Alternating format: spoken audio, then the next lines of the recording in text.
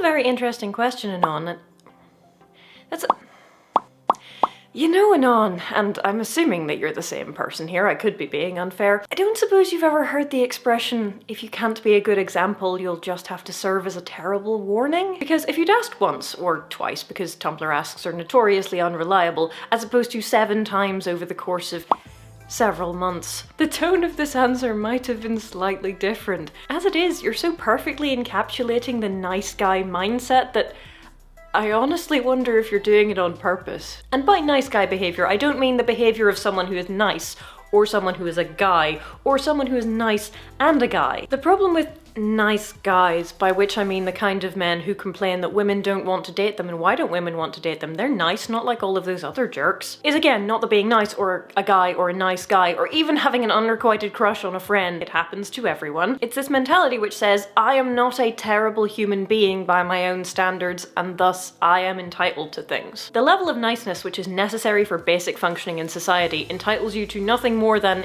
being able to expect that people should be that nice back to you. Not letting doors slam in people's faces and not shouting things out of your car window and not being an obvious racist or just like base level acceptable behavior. And persisting to try and solicit advice from someone who hasn't answered the first half dozen times betrays an attitude which is not pretty. The problems with being a nice guy in dating are twofold. In that, one, if someone calls you a nice guy in this sense, they mean you're acting entitled, but two, possibly also that you're just not very interesting. Most people don't really want to date you or even particularly befriend you, and so whether or not you're boring is not interesting to them. But everyone suffers when you act like an entitled person. And I mean entitled in the sense like you feel you have a right to something, like sexual favors or someone's time and attention. It's okay to want someone's time and attention, but, and particularly if they're a stranger, they're not actually obligated to give you anything. I should be able to have this is an attitude you always want to question, because why?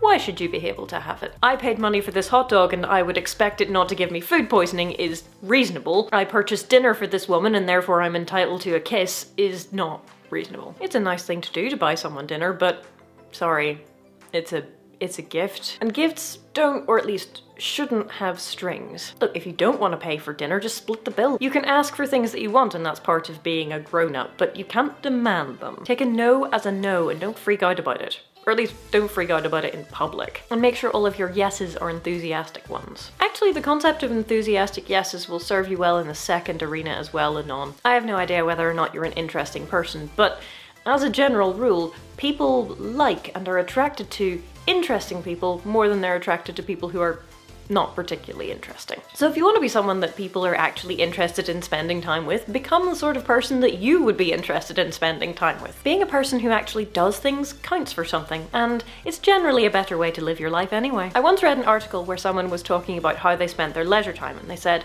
basically, what I want is for as much of my leisure time as possible to be spent in activities which make me go, heck yes! And so they tried to say no to any activity which wasn't a heck yes. So sipping hot chocolate with marshmallows under a duvet while reading your favourite book. Heck yes. Learning to salsa and eating tapas, possibly not at the same time. Heck yes. Or even just sleeping a really long time. Heck yes. Compare this to scrolling through Facebook and BuzzFeed until 1:30 AM and then falling asleep, waking up the next morning feeling not any better or more rested. I'm not saying your whole life has to be exciting. I'm saying when it comes to leisure, prioritize things which are actually interesting, because if nothing else, they will give you something to talk about when you go on dates. Okay, last piece of advice here. One of your asks says, I've seen and been around people who are like this and I just don't want to end up acting like that. That's a good instinct. But now it's down to you to figure that out. In what ways were they acting that made you feel uncomfortable? Can you figure out how not to do those yourself for a start? But then, and this is more difficult,